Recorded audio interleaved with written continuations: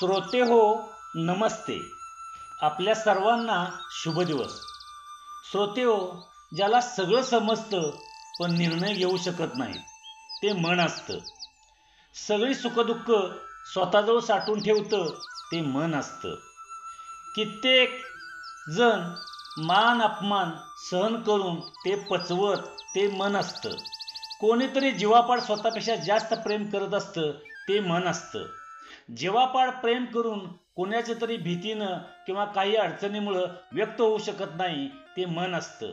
श्रोते हो, मारापेक्षा एखाद्याचं टोचून बोलणं हे त्याला जास्त लागतं ते मन असतं. लोक म्हणतात मनात एक आणि तोंडावर एक, ते खरंच असतं कारण ते मन असतं. नक्की विचार करा. आजही आपल्यासाठी सुंदर विचारांची शिदोरी ही मालिका पुढे घेऊन आलोय. चला करूया सुरुवात सुंदर विचारांना, सुंदर विचारांना. कोणाला पण जवळ करताना जरा जपून जवळ करा, कारण आपल्यासाठी बिझी असणारी लोक इतरांसाठी नेहमी अवेलेबल असतात. शत्रूची फौज ही कधीच मोजू नका. आपल्यातील फितूर किती आहेत ते मोजा. कोणाच्या सांगण्यावरून कधी कोणाशी वाईट वागू नका, कारण कालांतराने ते एकत्र येतात आणि आपण आयुष्यभरासाठी वाईट होतो. सगळं काही हवं तसं मिळत नाही, कुठेतरी तडजोड करावी लागते. जिंकायचंच असेल तर जखमा किती झाल्या त्याचा विचार करायचा नसतो. पेक्षा आणि वास्तव यांच्यातील प्रवास म्हणजे वास्तव. श्रीमंताला गरिबाची भूक आणि गर्विष्ठ माणसाला स्वतःची चूक ही कधीच कळत नसते. वेळ आणि व्यक्ती निघून गेल्यावर झालेली जाणीव ही व्यर्थ असते. नाव खराब केल्याने कोणाचं अस्तित्व संपत नसतं, कारण नाव पण त्याचंच खराब केलं जातं ज्याचं नाव कायम चर्चेत असतं. आपल्या कर्माची फळं ही कधी कधी आपल्या स्वतःला भोगावी लागत नाहीत, आपल्या कुटुंबाला भोगावी लागतात. निरागस मुलांना भोगावे लागतात. हे लक्षात ठेवूनच आयुष्यात जगताना कर्म चांगले ठेवा, कोणाची फसवणूक करू नका. हवेतून येणाऱ्या शब्दांची पडताळणी करून पाहत जा. हलक्या कानाने ऐकलेली वाक्य नात्यामध्ये परकेपणा आणतात. आयुष्यात प्रत्येकजण तुम्हाला समजू शकत नाही आणि तुम्ही प्रत्येकाला समजावून सांगू शकत नाही. जर वाईट सवयी या वेळीच बदलल्या नाहीत तर त्या सवयी आपल्या वेळ बदलतात.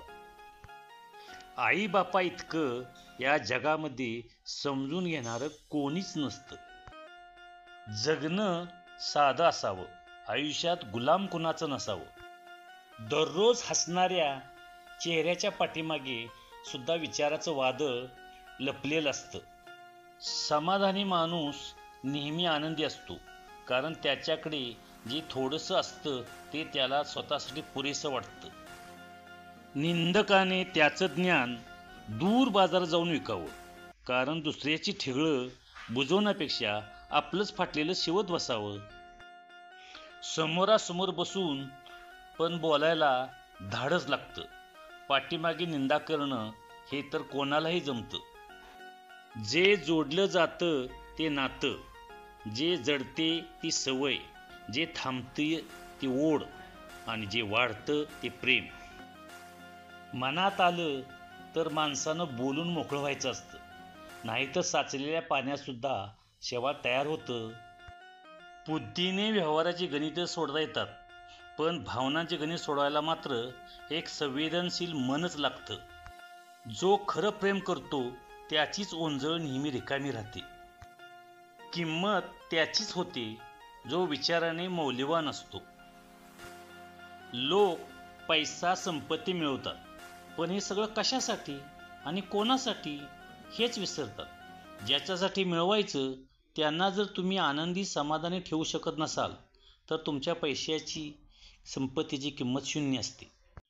मनातलं मनापर्यंत पोचवायला दोन्ही मनं मोठी असावी लागतात. आयुष्यात काही सोडायचं असेल तर सगळ्याकडून अपेक्षा करणं सोडून द्या. प्रत्येक व्यक्तीमध्ये गुणवत्ता आणि कमतरता दोन्ही असतात. फरक इतकाच असतो की जो मनापासून बघतो त्याला गुणवत्ता दिसते आणि जो तपासून बघतो त्याला कमतरता दिसते. एक स्त्री सहज कोणालाही मनात जागा देत नाही आणि जर तिने तिच्या हृदयात एखाद्याला जागा दिली तर इतका जीव लावील की याचा अंदाज जगातील कोणताच पुरुष लावू शकत नाही. एखाद्याचा अपमान करण्याच्या उद्देशाने मारलेला टोमणा तुमच्या मनाला आनंद देत असेल, पण समोरच्या व्यक्तीच्या मनात तुमची किंमत शून्य होती. लग्नाच्या गाठीपेक्षाही श्रेष्ठ असते ती प्रेमाची गाठ. त्याशिवाय मनुष्य तृप्त होत नाही. आयुष्यात माणूस भोगलेल्या दुःखापेक्षा केलेला संघर्ष जास्त लक्षात ठेवतो.